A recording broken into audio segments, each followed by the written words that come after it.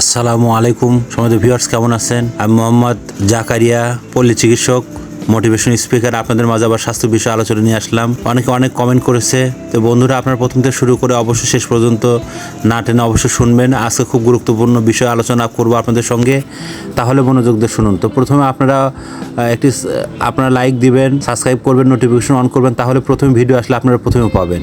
তাহলে চলুন, আজকে বিষয়টা হচ্ছে যে এইচ হরমোন, মানে আমরা যে তাৎক্ষণিক রাগ করি বা রাগটা কীভাবে কন্ট্রোল করা যায় এটার বিষয়। আর রাগ করলে কী কী ধরনের ক্ষতি হয়, রাগ করলে আপনার কিডনি, হার্ট, চোখের, ব্রেনের, মানে আপনার স্টোমাক থেকে শুরু করে অনেক কিছু, বা স্ট্রোকও হয়ে যেতে পারে।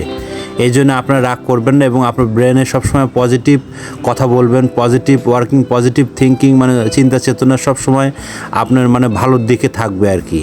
আর যদি আপনার ব্রেনকে যদি নেগেটিভ চিন্তা, যে বাঁচবো না, চলবো না, অনেক কিছু হবে না, আমার দ্বারা সম্ভব না, লস হয়েছে, ক্ষতি হয়েছে, এ ধরনের চিন্তা চেতনা করা যাবে না। সবসময় আপনাকে পজিটিভ চিন্তা চেতনা করতে হবে।